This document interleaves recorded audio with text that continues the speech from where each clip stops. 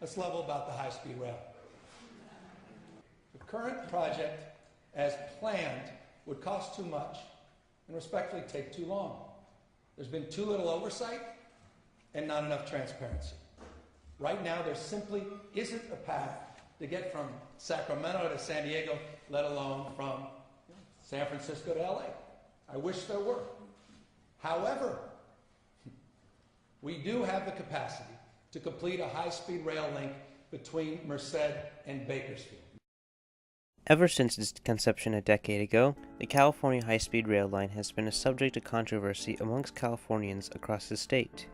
Many Californians agree with the Governor Gavin Newsom that the high-speed rail construction is too expensive and taking far too long. Many other Californians, however, believe it still should be built, despite its shortcomings, difficulties, and obstacles.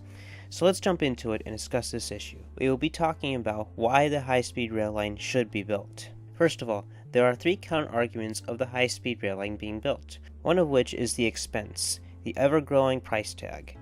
This is a legitimate point that should be addressed. Originally, in 2010, the estimates were of about $45 billion to build phases 1 and 2. Ever since then, the price tag has only skyrocketed. In 2016, the estimate has increased to $77.3 billion, and last year, it jumped again to $98.1 billion. Another counter-argument is that the California High-Speed Rail Authority needs more oversight with its budget, planning, and logistics. This is another point that holds a lot of weight. The project is practically ruled by consultants. At the beginning of the project, consultants convinced the state that the government only needed to hire consultants to handle all the heavy lifting for the project for the purposes of keeping the costs down.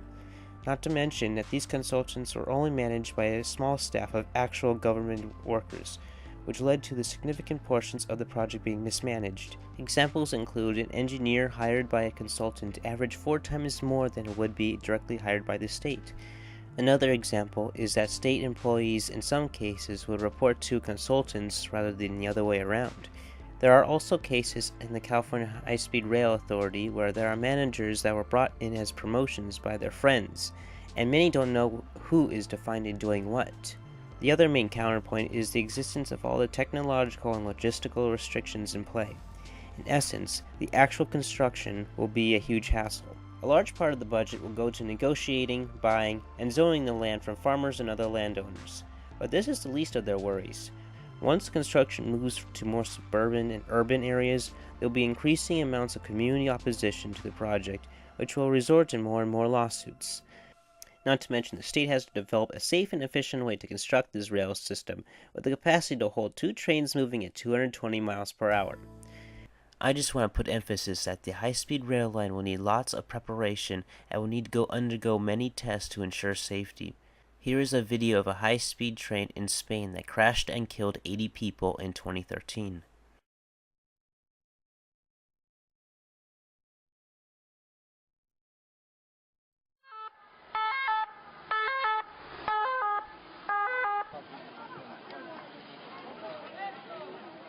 These three counterpoints are all valid points. They should be addressed, and alteration and adjustments should be made before the project continues, and they are. Governor Gavin Newsom appointed a new chair to the California High-Speed Rail Authority a few months ago, Lenny Mendoca, who was previously his economic development director. Governor Newsom also told the Los Angeles Times that he aimed to cut down the number of consultants that are involved in the project. He's quoted in saying, "I'm getting rid of a lot of consultants. How did we get away with this?" As for the technological and logistical obstacles, many say that the state needs to undertake them anyway and consider this project as a huge investment into the state's future. California is in need of another form of public transportation, one that will take the economic pressure and focus off the Bay Area. Our region, the Bay Area, is home to many big and small tech companies: Apple, Facebook, Google, Twitter, eBay, Adobe, PayPal, Cisco. The list goes on and on. It would be a benefit for everyone if these companies started to spread out in the state, and that the Silicon Valley may include the Central Valley in its economic developments. For instance, it would be great if Google or some other large tech company would decide to open a big campus in Modesto, Merced, or Bakersfield, because it would offer some incentive to move over to that job. California is in need of another form of public transportation, one that will take the logistical pressure and focus off the Bay Area. One of the most common things people living in the Bay Area complain about is the commute. The highways that many people take to go to work in the Silicon Valley are, more often than not, backed up with traffic. A study was conducted by joint venture Silicon Valley, which showed that the Silicon Valley mega communities, or driving one way 90 minutes to work, is increasing in number at a higher rate than Los Angeles. Here is a video from KPIX on this study. Well, we don't have to tell you, traffic in the Bay Area is getting ugly. We used to brag that we had a leg up on Southern California here, but not anymore. You don't have to look far during rush hour in Silicon Valley to see the gridlock. From Highway 101 through Sunnyvale and Mountain View to Highway 237 in Milpitas to Highway 280 in downtown San Jose. But now a new study makes a surprising finding. More people with long mega commutes drive into and out of the valley than they do in Los Angeles. The intersection of Highway 280 and 680 here in downtown San Jose is a prime example of this problem. The study found that about half of commuters to Silicon Valley come from outside the area, from places like San Francisco, Alameda, and San Joaquin counties. This, of course, one of the primary ways out of the valley at the end of the day. The study was conducted by Joint Venture Silicon Valley, a regional think tank of public, private, and academic leaders. Any commute over 90 minutes one way is considered a mega commute, and more than 5% of drivers in Silicon Valley face that each and every day. That's nearly a full percentage point more than in LA. The group says a lack of affordable housing is the real driver of the problem, more so than the freeway infrastructure, but drivers say they feel the LA-style commuting pain.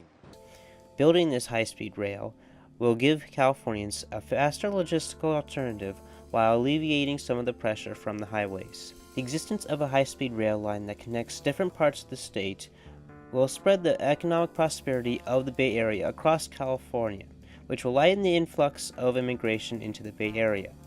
In terms of housing, what are the most common complaints in the Bay Area? Housing is too expensive and the supply is not meeting the growing demand.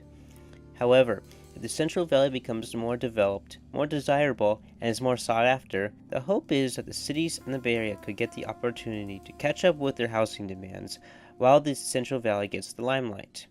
The Central Valley needs access to the Bay Area through a high-speed rail line to give it much-needed development. Opening up and developing the Central Valley with the high-speed rail will give it opportunities to establish legitimacy and create an identity for itself. Currently, one downside of Governor Newsom leaving the plan like it is has brought forth many critics that are willing to mock the project at the expense of the Central Valley. Many of them would ask the questions, what is in the Central Valley? Farmland? What else? This is a rail line to nowhere. Of which Newsom has responded with, Now, I know some critics are going to say, well, that's a train to nowhere. But I think that's wrong, and I think that's offensive.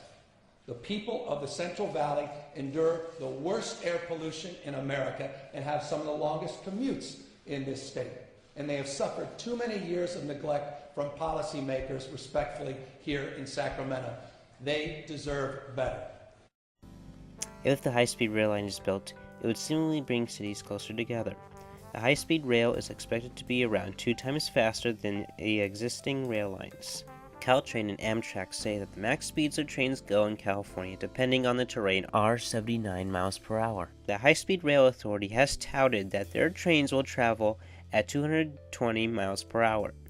This graph shows all the main ways to travel between San Francisco and Los Angeles. It will be quite convenient for all commuters in the state if California can add another route with the high-speed rail line, which will only take a few hours. Alright, let's recap. As stated before, there are many problems with this project, bringing up many questions. Why is it so expensive? Why does a project of this scale have such little oversight? Will this project ever be built and completed? How long will it take? Will I be alive when it is completed? These are all legitimate problems that need to be addressed. That being said, the project should not be thrown away and abandoned. It obviously needs to be reformed before it is continued. However, there are so many possible opportunities and positives it can offer workers and commuters in the Bay Area and the Central Valley.